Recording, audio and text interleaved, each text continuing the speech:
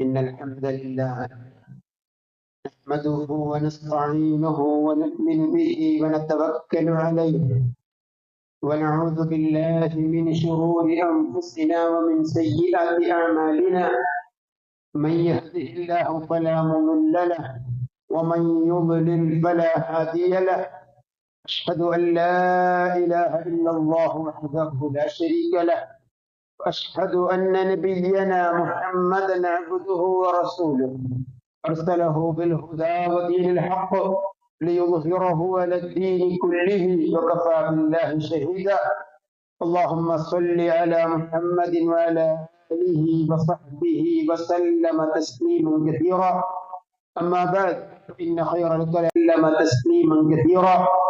أما بعد فإن خير الكلام كلام الله، وأصدق السنن سنن محمد صلى الله عليه وسلم، وشر الأمور محدثاتها وكل محدثة بدعة وكل بدعة ضلالة.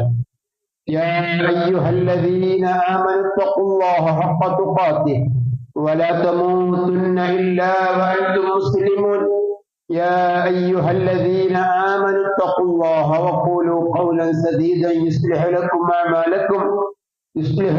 أعمالكم ويغفر لكم ذنوبكم، ومن يطع الله ورسوله فقد فاز فوزا عظيما. أعوذ بالله السميع العليم من الشيطان الرجيم. بسم الله الرحمن الرحيم. يا أيها الناس اعبدوا ربكم الذي خلقكم والذين من قبلكم لعلكم تتقون. الذي جعل لكم الأرض فراشا والسماء بناء وأنزل من السماء ماء فأخرج به من الثمرات رزقا لكم فلا تجعلوا لله أندادا وأنتم تعلمون. അള്ളാഹുവെ സൂക്ഷിച്ചുകൊണ്ട് മുത്തഖീങ്ങളായി ജീവിതത്തിന്റെ എല്ലാ മേഖലകളിലും കഴിവിന്റെ പരമാവധി സൂക്ഷ്മത പുലർത്തിക്കൊണ്ട് അള്ളാഹും അവന്റെ റസൂലും കൽപ്പിച്ച കാര്യങ്ങളെല്ലാം ജീവിതത്തിൽ പകർത്തി വിരോധിച്ച കാര്യങ്ങളെല്ലാം ജീവിതത്തിൽ നിന്ന് ഒഴിവാക്കി സൂക്ഷ്മതയോടുകൂടെ ജീവിച്ച് മുവഹിദുകളായി ലോകത്തോട് വിട പറയാൻ കഴിയുന്ന മുത്തഖീങ്ങളിൽ ഉൾപ്പെടാൻ ശ്രമിക്കണേ എന്ന് എന്നെയും നിങ്ങളെയും ഉണർത്തുകയാണ്, തഖ്വ കൊണ്ട് വസിയത്ത് ചെയ്യുകയാണ്. ആ രീതിയിലുള്ള ഒരു ജീവിതം നയിക്കാൻ അള്ളാഹു നമുക്ക് തൗഫീഖ് നൽകുമാറാകട്ടെ. പ്രിയപ്പെട്ടവരെ, പരിശുദ്ധമായ ഇസ്ലാം, ആ ഇസ്ലാമിനെ കുറിച്ച് പറയാറുള്ളത് പ്രകൃതി മതമാണ് ഇസ്ലാം എന്നുള്ളതാണ്. ഇസ്ലാം പ്രകൃതി മതമാണ്, പ്രകൃതിയോട് ചേർന്ന് നിൽക്കുന്നതാണ്, മനുഷ്യന്റെ ബുദ്ധിയോട് സംസാരിക്കുന്ന മതമാണ്, ചിന്തയോടാണ് ഇസ്ലാം സംവദിക്കുന്നത്. കേവലം ഒരു ഐതിഹ്യങ്ങളുടെയും കെട്ടുകഥകളുടെയും ഏതെങ്കിലും രീതിയിലുള്ള ചില ആത്മീയ ചൂഷണങ്ങളുടെയും മതം അല്ല ഇസ്ലാം. വെറും ആത്മീയതയിലൂടെ മനുഷ്യനെ മാത്രം കൊണ്ടു നടക്കുന്ന ഒരു സാഹചര്യവുമല്ല ഇസ്ലാം. മറിച്ച് പരിശുദ്ധമായ ഇസ്ലാം മനുഷ്യന്റെ മനസ്സിനോട് സംവദിക്കുന്ന, ചിന്തയോട് സംവദിക്കുന്ന, പ്രകൃതിക്ക് അനുയോജ്യമായി മനുഷ്യനെ ഏറ്റവും നല്ല സൃഷ്ടികളിൽ ഒന്നാമനായി മാറ്റുന്നതിൽ അവന്റെ ധാർമ്മികതയ്ക്ക് രൂപം കൊടുക്കുന്ന പരിശുദ്ധമായ മതം. ആ മതത്തിന്റെ അനുയായികളായി ജീവിക്കുമ്പോ അവന്റെ കൂടെ അവന്റെ സഹജീവികളോടൊപ്പം, അവന്റെ പരിസരത്തോടൊപ്പം, അവന്റെ പ്രകൃതിയോടൊപ്പം എങ്ങനെയൊക്കെ ആയിരിക്കണമെന്ന് കൃത്യമായി പരിശുദ്ധമായ ഇസ്ലാമിന്റെ കാഴ്ചപ്പാടുണ്ട്. ഇന്ന് ലോക പരിസ്ഥിതി ദിനമാണ്. ലോക പരിസ്ഥിതി ദിനം ഒരു മനുഷ്യൻ, സാമൂഹ്യ ജീവിയായ മനുഷ്യന്റെ പരിസ്ഥിതിയുമായി ബന്ധപ്പെട്ടുള്ള കാര്യങ്ങളെ കുറിച്ച് ചർച്ചകളും അതിനുതകുന്ന രീതിയിൽ ഏത് രീതിയിലാണ് പരിസ്ഥിതി സംവിധാനിക്കേണ്ടത് എന്നതിനെ കുറിച്ചൊക്കെയുള്ള ചർച്ചകളും സിംപോസിയങ്ങളും സെമിനാറുകളും ഒക്കെ നടന്നുകൊണ്ടിരിക്കുന്നുണ്ട്. എല്ലാ വർഷവും നടക്കുന്നുണ്ട്. അതിന് വേണ്ടുന്ന കൃത്യമായ ചർച്ചകളും പഠനങ്ങളും പാഠ്യവിഷയങ്ങളിലൊക്കെ ഉൾപ്പെടുത്തിക്കൊണ്ട് തന്നെ മനുഷ്യനെ സമുദ്ധരിക്കാൻ സാംസ്കാരിക നേതാക്കന്മാർ തയ്യാറാവാറുണ്ട്. അതൊക്കെ വേണ്ടത് തന്നെയാണ്. കാരണം മനുഷ്യൻ മറന്നു പോകുമ്പോ അവനെ ചിലതൊക്കെ ഉണർത്തേണ്ടതുണ്ട്. അള്ളാന്റെ ഖുർആനിൽ അള്ളാഹ് പറയാം, അല്ലാഹറൽ ഫസാദു ഫിൽ ബർരി വൽ ബഹർ ബിമാ കസബത് ഐദിന്നാസ്. ഈ പ്രകൃതിയിൽ നാശം വിതക്കാനുള്ള കാരണത്തെ കുറിച്ച് റബ്ബ് തആല പറയുന്നത് ഇങ്ങനെയാണ്: കരയിലും കടലിലും നാശം വിതക്കുന്നതിന്റെ ഒരു പ്രധാനപ്പെട്ട കാരണം ബിമാ കസബത്ത് ഐദിന്നാസ്, ജനങ്ങളുടെ പ്രവൃത്തി മൂലമാണ്. ജനങ്ങൾ ചെയ്തു കൂട്ടുന്ന തിന്മയുടെ പരിണിത ഫലമാണ് പ്രകൃതിക്ക് സംഭവിച്ചുകൊണ്ടിരിക്കുന്ന ദുരന്തങ്ങളുടെ പ്രധാനപ്പെട്ട കാരണമെന്ന് അല്ലാഹുവിന്റെ ഖുർആനിൽ അല്ലാഹു പറയാം. വഹറൽ ഫസാദു ഫിൽ ബർരി വൽ ബഹർ. രണ്ട് രീതിയിലാണല്ലോ പരിസ്ഥിതിയുള്ളത്. ഒന്ന് കരയാണ്, മറ്റൊന്ന് വെള്ളമാണ്. ആ കരയിലാകട്ടെ അതേപോലെ തന്നെ ജലത്തിലാവട്ടെ, ഏത് രീതിയിലാണെങ്കിലും ഈ രണ്ട് സ്ഥലത്തും ഉണ്ടാകുന്ന കുഴപ്പങ്ങളുടെ പ്രധാനപ്പെട്ട കാരണം ബിമാ കസബത്ത് ഐദിന്നാസ്, ജനങ്ങൾ ആ പ്രകൃതിയോട് ചെയ്തു കൂട്ടുന്ന ദുരന്തത്തിന്റെ ഫലങ്ങളുടെ ഭാഗമായിട്ടാണ് എന്ന് അള്ളാഹിന്റെ ഖുർആൻ അള്ളാഹ് നമ്മോട് പറയുന്നുണ്ട്. വളരെ ഗൗരവത്തോടു കൂടി നമ്മൾ ഇതിനെ കാണേണ്ടതുണ്ട്. മനുഷ്യനെ സംബന്ധിച്ചിടത്തോളം മനുഷ്യന് കൃത്യമായ നിർദ്ദേശങ്ങൾ അല്ലാഹു തആല നൽകിയിട്ടുണ്ട്. പരിശുദ്ധമായ ഇസ്ലാം മറ്റുള്ളവരിൽ നിന്ന് വേറിട്ട് നിൽക്കുന്ന ഘടകം എന്താണെന്ന് ചോദിച്ചാൽ ഒറ്റയടിക്ക് ഒരു സത്യവിശ്വാസിക്ക് പറയാൻ പറ്റും, പരിശുദ്ധമായ ഇസ്ലാം ഏകദൈവ വിശ്വാസത്തെയും ഏകദൈവ ആരാധനയെയും പഠിപ്പിക്കുന്നു. മറ്റുള്ള മതങ്ങളിൽ വിശ്വാസമുണ്ട്, അവരൊക്കെ വിശ്വാസികൾ എന്ന് തന്നെയാണ് പരിചയപ്പെടുത്താറുള്ളത്. പക്ഷേ അവരൊന്നും ലാ ഇലാഹ ഇല്ലല്ലാഹ് എന്ന തൗഹീദിന്റെ അടിസ്ഥാന സത്യസാക്ഷ്യം അംഗീകരിക്കുന്നവരല്ല. ശുദ്ധ ഖുർആനിൽ മനുഷ്യ എന്ന് വിളിച്ചുകൊണ്ട് ആദ്യമായി റബ്ബ് തആല പറയുന്ന ആയത്താണ് ഞാൻ നിങ്ങളുടെ മുന്നിൽ ഓതി കേൾപ്പിച്ചത്. യാ അയ്യുഹന്നാസ്, മനുഷ്യനായി പിറന്നവനെ, മനുഷ്യപുത്ര, മനുഷ്യ, യാ അയ്യുഹന്നാസ് ഉഅ്ബുദൂ റബ്ബക്കും, നീ നിന്റെ രക്ഷിതാവിനെ മാത്രം ആരാധിക്കണം. എന്തുകൊണ്ട്? പരിശുദ്ധമായ ഇസ്ലാമിന്റെ പ്രബോധനവുമായി ലോകത്ത് കടന്നു വന്ന 1.25 ലക്ഷം അമ്പിയാക്കൾ, അവർക്ക് സമാപ്തി കുറിച്ചുകൊണ്ട് ലോകത്തിന്റെ നേതാവും കടന്നു വന്നുകൊണ്ട് പറഞ്ഞത് ഒരു വർഗീയതയുടെ വിശ്വാസമല്ല. മക്കക്കാരെയും കുടുംബക്കാരെയും എല്ലാവരും വിളിച്ചു കൂട്ടിയിട്ട് നിങ്ങളൊക്കെ നാളെ മുതൽ എന്റെ ദൈവത്തെ ആരാധിക്കണം എന്നൊരു പ്രയോഗം മുഹമ്മദ് നബി നടത്തിയിട്ടില്ല. അങ്ങനെയല്ല നടത്തിയത്. നിങ്ങൾ നിങ്ങളുടെ രക്ഷിതാവിനെ ആരാധിക്കണമെന്ന്. വർഗീയതയില്ലാത്ത വിശ്വാസം, വക്രതയില്ലാത്ത വിശ്വാസം ആരോടും പറയാം. നീ നിന്റെ രക്ഷിതാവിനെ ആരാധിക്കണം, നിങ്ങളൊക്കെ എന്റെ ദൈവത്തെ ആരാധിക്കണം എന്ന് മുഹമ്മദ് നബി പറഞ്ഞിട്ടില്ല. നിങ്ങളൊക്കെ നിങ്ങളുടെ രക്ഷിതാവിനെ, റബ്ബക്കും, നിങ്ങളുടെ രക്ഷിതാവിനെ ആരാധിക്കണം. അവനാരാ? അല്ലദീ ഖലഖക്കും, അവൻ നിങ്ങളെ സൃഷ്ടിച്ചവനാണ്. വല്ലദീന മിൻ ഖബ്ലിക്കും, നിങ്ങൾക്ക് മുമ്പുള്ളവരെ സൃഷ്ടിച്ചവനാണ്. നിങ്ങളെയും നിങ്ങൾക്ക് മുമ്പുള്ളവരെയും സൃഷ്ടിച്ചവനാരോ അവനെ നിങ്ങൾ എന്തു പേരിട്ട് വിളിച്ചാലും, ജഗനിയന്താവെന്ന് വിളിച്ചാലും, സർവേശ്വരൻ എന്ന് വിളിച്ചാലും, എന്ന് തുടങ്ങി ഏത് നാമത്തിൽ നിങ്ങൾ അവനെ വിളിച്ചാലും, നിങ്ങളെയും നിങ്ങൾക്ക് മുമ്പുള്ളവനെയും സൃഷ്ടിച്ചവനാരോ. മാത്രമല്ല അല്ലദീ ജഅല ലക്കുമുൽ അർള ഫിറാശ, നിങ്ങൾ പിറന്നു വീഴുമ്പോൾ തന്നെ ഭൂമിയെ സൗഖ്യയോഗ്യമാക്കി ഒരു വിരിപ്പാക്കി നിങ്ങൾക്ക് സംവിധാനിച്ചവനാരോ. അല്ലദീ ജഅല ലക്കുമുൽ അർള ഫിറാശൻ വസ്സമാഅ ബിനാഅൻ, ആകാശത്തെ ഒരു എടുപ്പാക്കി നിങ്ങൾക്ക് ഇവ സംവിധാനിച്ചവനാരോ. الذي جعل لكم الأرض فراشا والسماء بناء وأنزل من السماء ماء فأخرج به من الثمرات رزقا لكم. വാനലോകത്തിൽ നിന്ന് മഴ വർഷിപ്പിച്ചവനാരോ. ആ മഴ മുഖേന നിങ്ങൾക്ക് സസ്യലതാദികൾ ഈ പ്രകൃതിയിൽ, ഈ പരിസ്ഥിതിയിൽ മുളപ്പിച്ചവനാരോ. നിങ്ങൾക്ക് കഴിക്കേണ്ടുന്ന ധാന്യങ്ങളും ഭക്ഷ്യവസ്തുക്കളും ഭൂമിയിൽ നിന്ന് മുളപ്പിച്ചവനാരോ. അവനെ മാത്രം നിങ്ങൾ ആരാധിക്കണേ. ആരോടും പറയാവുന്ന വക്രതയില്ലാത്ത, പ്രകൃതി വിരുദ്ധമല്ലാത്ത വിശ്വാസം അള്ളാഹുവിന്റെ പ്രവാചകൻ ലോകത്തോട് പറഞ്ഞ ഏറ്റവും, ഇത് എപ്പോഴാ പറയുന്നത്? ഒരു മനുഷ്യൻ അവന്റെ സൃഷ്ടാവിലേക്ക് അടുക്കണമെങ്കിൽ പലരിലൂടെയും മാത്രമേ അവർക്ക് നടക്കൂ.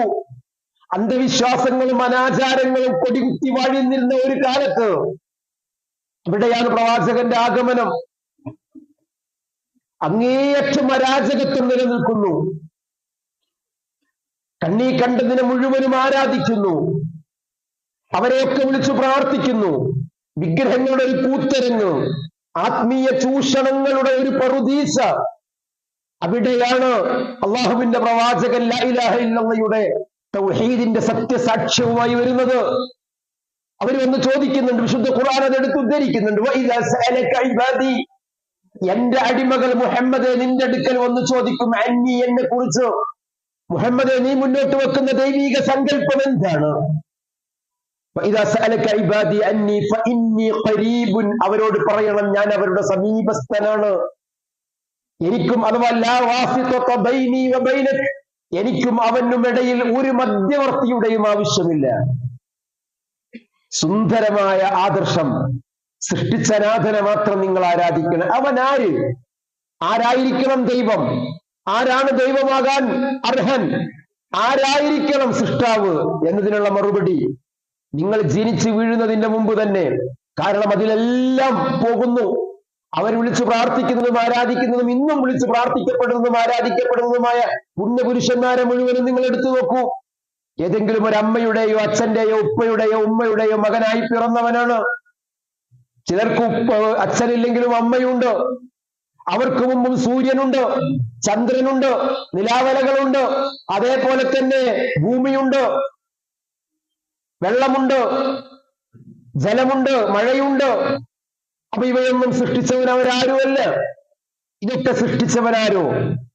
അവനെ മാത്രം നിങ്ങൾ ആരാധിക്കണേ.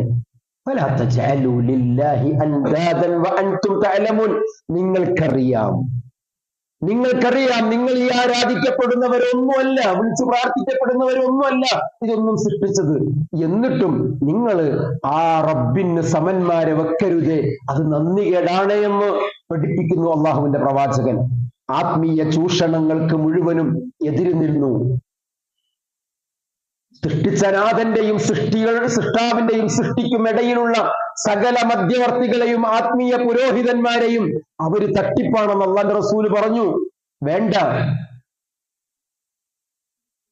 പിന്നെ അവർ പറഞ്ഞിരുന്നത് നമ്മളൊക്കെ പാപികളും ദോഷികളുമാണ്, അതുകൊണ്ട് നമുക്കൊന്നും നേരിട്ട് അള്ളാഹുവിലേക്ക് അടുക്കാൻ പറ്റൂല, ആയതുകൊണ്ട് അള്ളാഹുവിലേക്ക് അടുത്ത ചില ആൾക്കാരുണ്ട്, അവരിലൂടെ നമുക്ക് അള്ളാഹുവിലേക്ക് അടുക്കാൻ.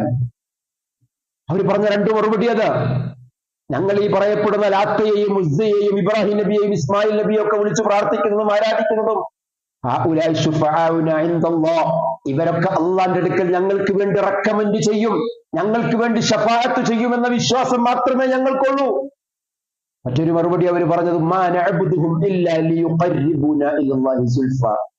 ഇവരൊക്കെ അള്ളാഹുവിലേക്ക് ഞങ്ങളെ അടുപ്പിക്കുന്ന മഹാന്മാരാണെന്ന് വിശ്വാസം മാത്രമേ ഞങ്ങൾക്കുള്ളൂ. അവരോടാണ് പ്രവാചകൻ പറഞ്ഞത്, നിങ്ങൾ ലാ ഇലാഹ ഇല്ലല്ലാഹ് പറയണം. കാരണം അത് ലാ ഇലാഹ ഇല്ലല്ലാഹ്ക്കെതിരാണ്. സകല അന്ധവിശ്വാസങ്ങളെയും അള്ളാഹുവിന്റെ റസൂല് പരിശുദ്ധമായ തൗഹീദ് പറഞ്ഞുകൊണ്ടാണ് ജനങ്ങളെ ഉപദേശിച്ചത്. ആത്മീയ ചൂഷണങ്ങളെ അള്ളാന്റെ റസൂല് നിർത്തലാക്കി. അതാണ് ഒരു മനുഷ്യന്റെ സമാധാനത്തിനുള്ള, നിർഭയത്വത്തിനുള്ള ഏറ്റവും പ്രധാനപ്പെട്ട കാര്യം. മറ്റത് നിങ്ങൾ നോക്കൂ, എങ്ങോട്ട് നോക്കിയാലും സമാധാനക്കേടാണല്ലോ. എന്നിട്ട് അള്ളാന്റെ റസൂല് പ്രഖ്യാപിക്കാൻ വിശുദ്ധ ഖുർആൻ പറഞ്ഞു, നബിയെ താങ്കൾ പറയണം, എന്റെ ജീവിതത്തിൽ ഒരു മുസീബത്തും സംഭവിക്കുകയില്ല, ഇല്ലാ മാ കതബല്ലാഹു ലനാ, എനിക്ക് എന്റെ സൃഷ്ടാവായ റബ്ബ് തആല തീരുമാനിച്ചതല്ലാതെ. ഹുവ മൗലാന, അവൻ മാത്രമാണ് എന്റെ മൗല, അവനല്ലാതെ മറ്റൊരു മൗലാന ഞങ്ങൾക്കില്ല. അലല്ലാഹി ഫല്യതവക്കലിൽ മുഅ്മിനൂൻ, ആ റബ്ബിൽ വിശ്വാസമർപ്പിക്കുന്ന വിശ്വാസികൾ ഭരമേൽപ്പിക്കട്ടെ, വിശ്വസിക്കട്ടെ. അപ്പൊ പ്രകൃതിയിൽ മനുഷ്യന് അല്ലാഹു തആല വെച്ചു കൊടുത്ത വിഭവങ്ങളെ കുറിച്ച് മുഴുവനും പറഞ്ഞിട്ടാണ് അവൻ നിങ്ങൾക്ക് ഇതൊക്കെ വെച്ച് തന്നവൻ ആരോ അവനെ മാത്രം നിങ്ങൾ ആരാധിക്കണമെന്ന് അള്ളാഹുവിന്റെ ദീന്, അള്ളാഹുവിന്റെ ഖുർആൻ വളരെ കൃത്യമായിട്ട് നമ്മളോട് പറഞ്ഞത്. മാത്രല്ല, ആ ഭൂമിയിലുള്ളത് മുഴുവനും നിങ്ങൾക്ക് വേണ്ടിയിട്ടാണ്. മതാഅൻ ലക്കും വലി അൻആമിക്കും, അങ്ങനെയാ അള്ളാഹുവിന്റെ ഖുർആൻ പറഞ്ഞത്. മതാഅൻ ലക്കും വലി അൻആമിക്കും, നിങ്ങൾക്കും നിങ്ങളുടെ കന്നുകാലികൾക്കുമുള്ള വിഭവങ്ങളായിട്ടാണ് പരിസ്ഥിതിയിലുള്ളതെല്ലാം വെച്ചത്. വൽഅർള മദദ്നാഹാ വഅൽഖൈനാ ഫീഹാ റവാസിയ വഅൻബത്നാ ഫീഹാ മിൻ കുല്ലി ശൈഇൻ, ആകാശത്തെ സംവിധാനിച്ചതും ഭൂമിയെ നിങ്ങൾക്ക് വിശാലമാക്കി വിരിപ്പാക്കി നീട്ടിപ്പരത്തി തന്നതും മാത്രമല്ല, ആ ഭൂമിയിൽ തന്നെ പർവ്വതങ്ങളെ വെച്ചതും ആ ഭൂമിയിൽ നിന്ന് നിങ്ങൾക്ക് വേണ്ടിയിട്ട് മുളപ്പിച്ചതുമെല്ലാം. ഇതെല്ലാം സൃഷ്ടിച്ച് കൃത്യമായി അതിനെ കണക്കാക്കിയിട്ട്. അള്ളാന്റെ ഖുർആനിൽ ഒരു വചനമുണ്ട്, വല്ലാതെ നമ്മെ ചിന്തിപ്പിക്കേണ്ട ഒരു വചനം. അതെന്താണെന്നറിയോ? അള്ളാഹ് പറയാണ്, മനുഷ്യനെ അടക്കമുള്ള ജീവികൾക്ക് അല്ലാഹു തആല സൃഷ്ടിച്ച് സംവിധാനിച്ച് എല്ലാം ഇവിടെ ഒരുക്കി വെച്ചിട്ടുണ്ട്. എത്രത്തോളം എന്നറിയോ? ഒരു മനുഷ്യന് വേണ്ടുന്ന ധാന്യങ്ങൾ യഅലമു മുസ്തഖറഹ വമുസ്തൗദഅഹ വമാ മിൻ ദാബത്തിൻ ഇല്ലാ അലല്ലാഹി റിസ്ഖുഹാ യഅലമു മുസ്തഖറഹ വമുസ്തൗദഅഹ കുല്ലും ഫീ കിതാബിൻ മുബീൻ. വമാ മിൻ ദാബത്തിൻ, ഭൂമുഖത്തുള്ള ഒരു ജീവി പോലുമില്ല, ഇല്ല അലല്ലാഹി റിസ്ഖുഹാ, അതിനുള്ള ഭക്ഷണം അല്ലാഹു തആല തയ്യാറാക്കി വെച്ചിട്ടല്ലാതെ. യഅലമു മുസ്തഖറഹ, അതിന്റെ ഇന്ന് കഴിക്കേണ്ടുന്ന ഭക്ഷണം എവിടെയാണെന്നും. മുസ്തൗദഅഹ, ഇപ്പൊ ഗൾഫിലൊക്കെ പോയവർക്കാർ എന്താ മുസ്തൗദ എന്ന് പറഞ്ഞാൽ ഗോഡൌൺ എന്നാണ്. അറബി അറിയുന്നവർക്കും അറിയാം. മുസ്തൗദ എന്ന് പറഞ്ഞാൽ ഗോഡൌൺ. നാളെ അവൻ കഴിക്കേണ്ടുന്ന ഭക്ഷണം ഇന്ന് എവിടെയാണ് സൂക്ഷിച്ചു വെച്ചിട്ടുള്ളത് എന്ന് പോലും അല്ലാഹു തആല കുല്ലും ഫീ കിതാബിൻ മുബീൻ, കൃത്യമായി അല്ലാഹു തആല അത് രേഖപ്പെടുത്തപ്പെട്ടിട്ടുണ്ട്. ഞാൻ സൗദി അറേബ്യയുടെ പടിഞ്ഞാറൻ മേഖലയിലുള്ള എംബുഴിലുണ്ടായിരുന്നു. ഞാൻ തബൂക്ക് ഭാഗത്തേക്ക് പോകുന്ന അൽ ഖസീമിൽ നിന്ന് ടൺ കണക്കിന് ഗോതമ്പുകൾ ഇങ്ങനെ വരും. അവിടെ പോർട്ടുണ്ട്. ആ പോർട്ടിൽ അവിടെ നിന്ന് അത് ശേഖരിച്ച് മറ്റു നാടുകളിലേക്ക്, രാജ്യങ്ങളിലേക്ക് പോകുന്നുണ്ട്. അപ്പൊ ആ ഒരു ട്രക്കിൽ നിന്ന് വീഴുന്ന ഗോതമ്പിന്റെ ധാന്യം മണികൾ കഴിക്കാൻ വേണ്ടിയിട്ട് ആ ഒരു ഭാഗത്ത് ധാരാളം 100 കണക്കിന് പ്രാവുകള് ആ ട്രക്ക് ഇങ്ങനെ പോകുമ്പോ എന്റെ കൂടെ ഉണ്ടായിരുന്ന ആ സൗദി പൗരൻ അദ്ദേഹം ഈ ആയത്ത് ഇങ്ങനെ ഓതിയിട്ട് പറയണം, എവിടെന്നാണ് ഇത് വരുന്നത്, ഇത് എങ്ങോട്ടാ പോകുന്നത്, പക്ഷെ കഴിക്കുന്നത് ആരാ? യഅലമു മുസ്തഖറഹ വമുസ്തൗദഅഹ. ഞാൻ അതിപ്പോൾ ഓർത്തെടുക്കുന്നുണ്ട്. ഓരോ ജീവിക്കും അതിൻ്റെതായ ഭക്ഷണം ഒരുക്കി വെച്ച നാഥൻ. അത് പ്രകൃതിയിൽ നാം കാണാത്ത എത്ര ജീവികൾ, അതിനെല്ലാം وَإِنَّ مِنْ شَيْءٍ إِلَّا عِنْدَنَا خَزَائِنُهُ وَمَا نُنَزِّلُهُ إِلَّا بِقَدَرٍ مَعْلُومٍ. സുബ്ഹാനല്ലാഹ്, എല്ലാം കണക്കാക്കി നിക്ഷേപിച്ച് ഖജനാവ് ഒരുക്കിയ നാഥൻ. ആ ധനാഥൻ പോരെ അലൈസല്ലാഹു ബികാഫിൻ അബ്ദ, അടിമക്ക് അല്ലാഹു പോരെ. പ്രകൃതിയിലെ വിശാലമായ വിഭവങ്ങൾ ഒരുക്കി വെച്ചതിന്റെ പരിസ്ഥിതിയെ കുറിച്ച് പറഞ്ഞിട്ടാണ് നാഥനെ കുറിച്ച് അള്ളാഹുവിന്റെ പ്രവാചകൻ ജനങ്ങളെ ഓർമ്മിപ്പിച്ചത്. ഇന്നാ കുല്ല ശൈഇൻ ഖലഖനാഹു ബിഖദർ. അള്ളാഹൊക്കെ വെറുതെ സൃഷ്ടിച്ചതല്ല, ഇതിനൊക്കെ അള്ളൊരു കണക്കാക്കിയിട്ടുണ്ട്. ഇന്ന ഫീ ഖൽഖിസ് സമാവാതി വൽ അർളി വഖ്തിലാഫിൽ ലൈലി വൻ നഹാരി ലആയാതിൻ ലിഉലിൽ അൽബാബ്. ഈ സൃഷ്ടിപ്പിനൊക്കെ ചിന്തിക്കുന്നവർക്ക് ധാരാളം ദൃഷ്ടാന്തമുണ്ട്. രാപ്പകലിന്റെ വ്യതിയാനങ്ങളിൽ, ആകാശഭൂമികളുടെ സൃഷ്ടിപ്പിൽ. എന്നിട്ടോ ലആയാതിൻ ലിഉലിൽ അൽബാബ് അല്ലദീന യദ്കുറൂനല്ലാഹ ഖിയാമൻ വഖുഊദൻ വഅലാ ജുനൂബിഹിം. അവർ നൃത്തത്തിലും ഇരുത്തത്തിലും കിടത്തത്തിലുമൊക്കെ ആ റബ്ബിനെ കുറിച്ച് ഓർക്കും. എന്നിട്ട് പറയും, റബ്ബനാ മാ ഖലഖത ഹാദാ ബാത്തിലൻ. ഇതൊന്നും ഒരു പ്രകൃതിയുടെ വികൃതിയായി നീ വെറുതെ സൃഷ്ടിച്ചതല്ല, ഇതിന്റെ പിന്നിലുള്ള കൃത്യമായ കണക്കുണ്ട്, നിഗമനങ്ങളുണ്ട്, കൃത്യമായ കണക്കെടുപ്പുകളുണ്ട്, പ്ലാനിംഗ് ഉണ്ട്, എഞ്ചിനീയറിംഗ് ഉണ്ട്. റബ്ബനാ മാ ഖലഖത ഹാദാ ബാത്തിലൻ സുബ്ഹാനക ഫഖിനാ അദാബന്നാർ. നീ എത്രയോ പരിശുദ്ധനാണ് റബ്ബേ, നരകത്തിയിൽ നിന്ന് ഞങ്ങളെ കാക്കണയെന്ന് അവര് റബ്ബിലേക്ക് അടുക്കുന്നവരായിരിക്കും അവർ. കാരണം ഇതൊന്നും വെറുതെ അങ്ങ് ഉണ്ടായതല്ല. അതോടൊപ്പം തന്നെ ഇതൊക്കെ നൽകിയ റബ്ബ് തആല നമുക്ക് ചില നിയമങ്ങളും വെച്ച് തന്നു. ആ നിയമങ്ങൾ എന്താണ്? ആ നിയമങ്ങൾ ആ ഭൂമുഖത്ത് നിങ്ങൾ ജീവിക്കുമ്പോൾ പരിധി ലംഘിക്കരുത് എന്നുള്ളതാണ്. എല്ലാത്തിനും കണക്കാക്കിയിട്ടുണ്ടെങ്കിൽ ആ കണക്കിനപ്പുറത്തേക്ക് നമ്മൾ പോകരുത്. അതിനും അപ്പുറത്തേക്ക് പോകുന്ന ഒരവസ്ഥ ഉണ്ടാവരുത്. കഴിക്കുന്ന ഭക്ഷണത്തിൽ പോലും ഉപയോഗിക്കുന്ന വെള്ളത്തിൽ പോലും. ഒരു സ്വഹാബി ഇങ്ങനെ ഒന്നെടുക്കുമ്പോ അള്ളാന്റെ റസൂലിന്റെ മറ്റൊരു സ്വഹാബി അദ്ദേഹത്തിന്റെ അരികിലൂടെ ഇങ്ങനെ നടന്നു പോവാണ്. അപ്പൊ പറഞ്ഞു, ലാ തസ്രിഫിൽ മാ, വെള്ളത്തിൽ നീ അമിതം പ്രവർത്തിക്കരുത്. ഒന്നെടുക്കുകയാണ് സുഹൃത്തെ. അദ്ദേഹം പറഞ്ഞ വർത്താനം, ഞാൻ ഒന്നെടുക്കുകയാണ്. ഒന്നെടുക്കുന്നതിലും അമിത വേണ്ടോ?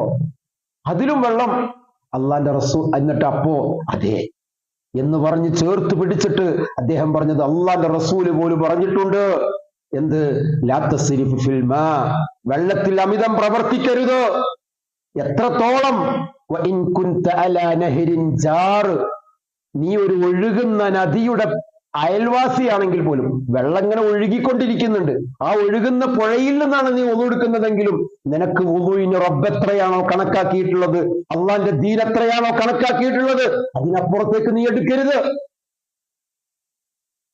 കൃത്യമായ നിരീക്ഷണവും എത്ര കൃത്യമായ കാഴ്ചപ്പാടും പഠനവും കൽപ്പനയുമാണ്. ലാ തസ്രിഫ് ഫിൽ മാ, വെള്ളത്തിൽ നീ അമിതം കാണിക്കരുത്. വളരെ കൃത്യമായി അള്ളാഹുവിന്റെ റസൂൽ സല്ലല്ലാഹു അലൈഹി വസല്ലമ ആ വിഷയത്തിൽ പോലും പറഞ്ഞു. വലാ തുഫ്സിദു ഫിൽ അർളി ബഅദ ഇസ്ലാഹിഹാ, അതോടൊപ്പം തന്നെ ഒരു നിലക്കും നന്മക്കപ്പുറത്തേക്ക് ഒരു ഫസാദ് ഉണ്ടാക്കുന്ന പ്രവണത്തിലേക്ക് നീ പോവാൻ പാടില്ല. ധാരാളം ആയത്തുകളിലൂടെയും ഹദീസുകളിലൂടെയും വളരെ കൃത്യമായി അള്ളാഹുവിന്റെ റസൂല് ആ നിർദ്ദേശങ്ങൾ നൽകിയതായിട്ട് കാണാം നമുക്ക്. അതോടൊപ്പം തന്നെ പരിസ്ഥിതിയോട്, പ്രകൃതിയോട് യുദ്ധരംഗം നടക്കുക. മഹാനായ അബൂബക്കർ സിദ്ദീഖ് റളിയല്ലാഹു അൻഹു ഒന്നാമത്തെ ഖലീഫ ജനങ്ങൾക്ക് കൊടുത്ത ഉപദേശത്തിൽ ഒന്നെന്താണെന്നറിയോ? യുദ്ധരംഗാണ്. അവിടെ പോലും കണ്ണും മൂക്കുണ്ടാവില്ലല്ലോ യുദ്ധത്തിന്, അറിയാലോ, വാർ അവസ്ഥകൾ നമ്മൾ കാണുന്നവരാണ്. അവിടെ പോലും അദ്ദേഹം പറഞ്ഞു, ഒരു പച്ച വൃക്ഷം പോലും നിങ്ങൾ മുറിച്ചു കളയരുത്. നിങ്ങളുടെ ആവേശത്തിന്റെ പേരിൽ നിങ്ങളുടെ വാളുകൾ ഒരിക്കലും ഒരു മരത്തെ വെട്ടിക്കളയുന്നതാവരുത്. ഒരനാവശ്യമായിട്ടുള്ള ഒരു ചെടിയെ നിങ്ങൾ നശിപ്പിക്കരുത്. ആ ചെടിക്കൊരു ദൗത്യമുണ്ട്. ആ ചെടി ഭാവിയിൽ ഇവിടെയുള്ള സമൂഹത്തിന് നിർവഹിക്കേണ്ടുന്ന ദൗത്യം നിങ്ങളായിട്ട് നശിപ്പിച്ചു കളയരുത്. എത്ര കൃത്യമായ കരുതലുകളായിരുന്നു. യുദ്ധവേളയിൽ പോലും ഈ നിർദ്ദേശം കൊടുത്തു. അള്ളാഹുവിന്റെ റസൂൽ സല്ലല്ലാഹു അലൈഹി വസല്ലം ഒരിക്കൽ സ്വഹാബിയോട് പറയുന്നുണ്ട്, ഖിയാമത്ത് നാളാണെന്ന് ഉറപ്പിച്ചു നീ, അതിന്റെ അടയാളങ്ങൾ മുഴുവൻ കണ്ടു, അതിന്റെ അലയൊലികളൊക്കെ നീ കേൾക്കുന്നു, അന്ത്യദിനത്തിന്റെ പേരിൽ ആളുകൾ നെട്ടോട്ടം പായുന്നെങ്കിൽ പോലും നിന്റെ കയ്യിൽ ഒരു ചെടി ഉണ്ടെങ്കിൽ ആ ചെടി നീ കുഴിച്ചിടണം, പരിസ്ഥിതിയെ നീ സംരക്ഷിക്കണം. അള്ളാഹുവിന്റെ റസൂൽ സല്ലല്ലാഹു അലൈഹി വസല്ലം മറ്റൊരിക്കൽ പറയുന്ന ഒരു ഹദീസിൽ കാണാം നമുക്ക്, ഒരാളിങ്ങനെ മാമിൻ മുസ്ലിമിൻ, ഇതൊക്കെ എന്താണെന്നറിയോ? മുസ്ലിമിന് ദൗത്യങ്ങൾ നിർവഹിക്കാനുണ്ട്. മാമിൻ മുസ്ലിമിൻ യഅരിസു അർസൻ, ഒരു മുസ്ലിം ഒരു ചെടി നട്ടു, ഒരു മരം നട്ടു, ഇല്ലാ കാന മാ അകല മിൻഹു ലഹു സദഖ. ചില പ്രായമായവരൊക്കെ പറയാലോ, എടാ വേഗം എന്താണ് അത് പറിച്ചു കൊണ്ടേ, ആ മാമ്പഴം വേഗം, അല്ലെങ്കിൽ ആ മാങ്ങ നീ വേഗം പറിക്കുക, ചക്ക പറിക്ക്, കണ്ണീ കണ്ട ജീവികളൊക്കെ തിന്ന്, കണ്ണീ കണ്ട ജന്തുക്കളൊക്കെ അത് തിന്ന് പോവാണ്. അതല്ലെങ്കിൽ അത് പല കിളികൾ കൊത്തിപ്പോവാണ്. സത്യവിശ്വാസിയെ സംബന്ധിച്ചിടത്തോളം റസൂൽ പറയാം, അതിൽ ഇങ്ങനെ വിഷമിക്കണ്ട. ഒരു മുസ്ലിമിനെ സംബന്ധിച്ചിടത്തോളം അവരൊരു ചെടി കുഴിച്ചിട്ടിട്ട് അതിൽ നിന്ന് ആരൊക്കെ തിന്നുപോയോ അതൊക്കെ സദഖയാണ്. ഇനി അതിൽ നിന്ന് ആരെങ്കിലും മോഷ്ടിച്ചാലോ അതും സദഖയാണ്. അതിന്റെ പേരിൽ ഓന്റെ പിന്നാലങ്ങൾ കൂടണ്ട, ഓനോട് തെറ്റാൻ നിൽക്കണ്ട. ഓനൊരു ആവശ്യത്തിനും സാഹചര്യത്തിനും അങ്ങനെ ചെയ്തത് തെറ്റാണ്, അതിന്റെ കുറ്റം ഓനക്കുണ്ടായിക്കോട്ടെ, പക്ഷെ നിനക്ക് സദഖന്റെ കൂലി കിട്ടുമെന്ന് റസൂലുള്ളാ. ഒരാളിങ്ങനെ കട്ടെടുത്ത് നിന്നാൽ പോലും ഇതേപോലെ തന്നെ വന്യജീവികൾ, ഇപ്പൊ പന്നിശല്യം എവിടെ കണ്ടോന്ന് അറിയില്ല, ആറ്റുനോറ്റുണ്ടാക്കിയ മുതലൊക്കെ ഇങ്ങനെ പന്നി കുത്തി നശിച്ചു പോകുമ്പോൾ വല്ലാത്ത വിഷമൊക്കെ ഉണ്ടാവും. പക്ഷെ റസൂലുള്ളാഹി പറഞ്ഞു, സത്യവിശ്വാസിയെ സംബന്ധിച്ചിടത്തോളം അവൻ അതിൽ സങ്കടപ്പെടേണ്ടതില്ല, അതിനും സദഖന്റെ കൂലി അവന് കിട്ടും. വമാ അക്കലത്തി ത്വയ്റു, ഇനി പക്ഷികളും കിളികളൊക്കെ അല്ലേ, റംബുട്ടാനൊക്കെ പഴുക്കുന്ന സമയം, എല്ലാവരും വലയിടുന്ന സമയം, അതൊക്കെ ഇട്ടോളി ഇടണ്ടെന്നല്ല, ഇനിയിപ്പോ അതിന്റെ ഇടയിലൊക്കെ വല്ല കിളിയും കുത്തിക്കൊണ്ടായാൽ അതിന്റെ പിന്നാലെ ഓടിച്ചാടി അതിനെ പിടിച്ച് ഓടിച്ചിട്ട് കല്ലടിച്ച് അതിനെ കൊല്ലണ്ട, അതിന്റെ ഭക്ഷണമാണ് അത് തേടിയത്. വഹുവ ലഹു സദഖ, നിനക്കത് സദഖയാണ്. ഓരോ ജീവിക്കും പരിസ്ഥിതിയിൽ ജീവിക്കാനുള്ള അർഹതയുണ്ട്. നിനക്കത് ഭക്ഷണമാകുന്നത് പോലെ മറ്റതിനും അത് ഭക്ഷണമായി അള്ളാഹ് വെച്ചതാണ്. വഹുവ ലഹു സദഖ, നീ മുസ്ലിം ആണെങ്കിൽ നിനക്കത് സദഖയാണ്. വമാ യർസഉഹു അഹദുൻ ഇല്ലാ കാന ലഹു സദഖ. ഇങ്ങനെ ഏത് രീതിയിൽ നിനക്ക് നഷ്ടം വന്നാലും, ആരൊക്കെ കൊടുത്താലും, ആരൊക്കെ കവർന്നെടുത്താലും, അതല്ലെങ്കിൽ വേറെ ഏതെങ്കിലും രീതിയിൽ നിന്റെ ഉത്തരവാദിത്തം ആ ചെടി നട്ട് വളർത്തി ഉണ്ടാക്കുക എന്നുള്ളതാണ്, അതിനെ സംരക്ഷിക്കുക എന്നുള്ളതാണ്. ഇത്രയധികം പരിസ്ഥിതിയോടും പ്രകൃതിയോടും ചില നിർദ്ദേശങ്ങൾ ആ വിഷയത്തിൽ കൃത്യമായ നിർദ്ദേശം നൽകിയ മറ്റൊരു മതത്തെ കാണാൻ പറ്റുമോ നമുക്ക്? ഇങ്ങനെ എല്ലാ രംഗത്തും അള്ളാഹുവിന്റെ ദീന് വളരെ കൃത്യമായിട്ട് ഇടപെട്ടിട്ടുണ്ട് എന്നുള്ളത് നമുക്ക് കാണാൻ പറ്റും. ജീവികളോട് അള്ളാഹ് റസൂൽ ഇങ്ങനെ ഒരു പാടത്ത് ഒരു പറമ്പിൽ കയറിയപ്പോ ഒരു അൻസാരിയുടെ തോട്ടാണ്. ഒരൊട്ടകണ്ട് അതിന്റെ കണ്ണുനീരിങ്ങനെ ഒലിപ്പിച്ചിട്ട് വല്ലാത്തൊരു ശബ്ദം ഇങ്ങനെ പുറപ്പെടുവിക്കുന്നു. റസൂലുള്ളാഹിക്ക് അത് ബോധ്യപ്പെട്ടു. ആ ഒട്ടകത്തിന്റെ അടുക്കൽ പോയി റസൂൽ അതിനെ തടവിയപ്പോ അതിങ്ങനെ നിന്നുകൊടുത്തു എന്തോ സങ്കടം പറയുന്നത് പോലെ. അള്ളാഹ് റസൂൽ വേഗം വിളിച്ചു, ആരാണ് ഇതിന്റെ ആള്? ഇന്ന ആളാണെന്ന് പറഞ്ഞു. നീ ഇതിനെ ഉപദ്രവിക്കുന്നുണ്ട്, അതെന്നോട് സങ്കടം പറയുന്നത് പോലെ എനിക്ക് അനുഭവപ്പെട്ടിട്ടുണ്ട്, നീ അതിനെ ഉപദ്രവിച്ചിട്ടുണ്ട്. അൻസാരി പറഞ്ഞു, സത്യമാണ്, ഞാൻ ഉപദ്രവിച്ചിട്ടുണ്ട്, അതിനെ പട്ടിണിക്ക് ഇട്ടിട്ടുണ്ട്. അള്ളാന്റെ റസൂല് കണിശ സ്വരത്തിലാണ് അള്ളാഹുവിന്റെ അമാനത്തിനെ സൂക്ഷിക്കണമെന്നും അള്ളാഹുവിന്റെ ശിക്ഷയെ ഭയപ്പെടണമെന്നും അള്ളാന്റെ റസൂല് ആ ഒരു ഒട്ടകത്തിന്റെ കാര്യത്തിൽ, ആ ഒരു ജീവിയുടെ കാര്യത്തിൽ അള്ളാന്റെ റസൂല് പറഞ്ഞത്. ഒരു പൂച്ചയെ കെട്ടിയിട്ടതിന്റെ പേരിൽ നരകത്തിൽ പോയ ഒരു പെണ്ണിന്റെ ചരിത്രം പഠിപ്പിച്ച നേതാവിന്റെ പേരാണ് മുഹമ്മദ് റസൂലുള്ളാഹ്. ഒരു നായക്ക് വെള്ളം കൊടുത്തതിന്റെ പേരിൽ ദോഷങ്ങൾ മുഴുവനും പൊറുക്കപ്പെട്ട് സ്വർഗാവകാശികളിൽ അദ്ദേഹത്തെ അള്ളാഹ് പെടുത്തിയെന്ന് ചരിത്രം പഠിപ്പിച്ച നേതാവിന്റെ പേരാണ് മുഹമ്മദ് റസൂലുള്ളാഹ്. ആ പ്രകൃതി മതത്തിന്റെ നായകന്റെ പേരാണ് മുഹമ്മദ് റസൂലുള്ളാഹ്. അതുകൊണ്ട് പരിസ്ഥിതിയിലും പ്രകൃതിയിലും കൃത്യമായിട്ട് അള്ളാഹുവിന്റെ ദീനനുസരിച്ച് നമുക്ക് കുറെ കാര്യങ്ങൾ ശ്രദ്ധിക്കാനും മനസ്സിലാക്കാനുണ്ട്. ഞാനും എൻ്റെ കെട്ടികൾക്ക് പൊന്നുണ്ടാക്കണം, തട്ടാനും എൻ്റെ കുട്ടികളും എന്നതിലേക്ക് മാത്രം നമ്മൾ ചുരുങ്ങുന്നുണ്ടെങ്കിൽ നമ്മൾ സാമൂഹ്യ ജീവിയായിട്ടില്ല. മനുഷ്യനെ സൃഷ്ടിക്കുമ്പോൾ തന്നെ അള്ളാഹ് പറഞ്ഞത് ഇന്നി ജാഇലുൻ ഫിൽ അർളി ഖലീഫ, ഞാനൊരു പ്രതിനിധിയാണ് ഭൂമിയിൽ വെക്കുന്നത്. ചില പ്രാതിനിധ്യങ്ങൾ നമ്മെ ഏൽപ്പിച്ചിരിക്കുകയാണ്. അത് ചെയ്യാൻ അള്ളാഹു ദൈവം തമ്പുരാൻ, സൃഷ്ടാവ് തമ്പുരാൻ ഇറങ്ങി വരൂല, റബ്ബ് വരൂല. ആ പ്രാതിനിധ്യം നമ്മെ ഏൽപ്പിച്ചിരിക്കുക. ആ ഉത്തരവാദിത്വം നമ്മൾ നിർവഹിക്കണം. അത് പല രംഗത്തും, അത് ജീവികളോട്, പരിസ്ഥിതിയോട്, പ്രകൃതിയോട്, അതിലേറെ മനുഷ്യരോട്. ഒരു ആക്സിഡന്റ് പോലും കണ്ടാൽ പോലും തിരിഞ്ഞു നോക്കാത്ത, നമ്മുടെ ഒരു അനിവാര്യ ഘട്ട സഹായം വേണ്ടുന്ന സമയത്ത് പോലും തിരിഞ്ഞു നോക്കാത്ത ഒരു മനസ്സിന് ഉടമയായിട്ടാണ് നമ്മൾ പോകുന്നതെങ്കിൽ അള്ളാഹുവിന്റെ റസൂൽ പഠിപ്പിക്കുന്ന മുസ്ലിം അവനല്ല. മുസ്ലിം എന്ന് പറഞ്ഞാൽ അവൻ മറ്റുള്ളവന്റെ പ്രശ്നത്തിലും പ്രയാസത്തിലും ഇടപെടുന്നവനാണ്, അതിനുവേണ്ടി പ്രവർത്തിക്കുന്നവനാണ്, അവന്റെ ഉത്തരവാദിത്തം കൃത്യമായി അവൻ നിർവഹിക്കുന്നവനാണ്. എന്തെല്ലാം പരോപകാരം ചെയ്യാൻ പറ്റും.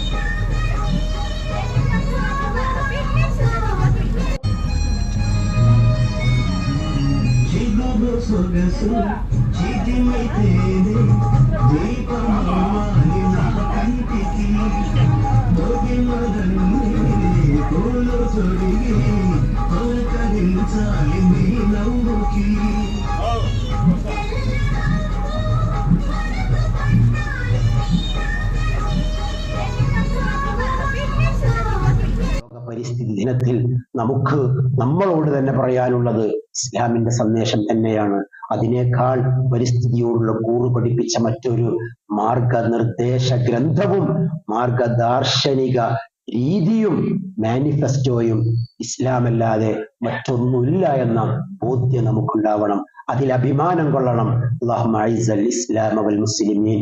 اقول قولي هذا واستغفر الله لي ولكم ولسائر المسلمين من كل ذنب انه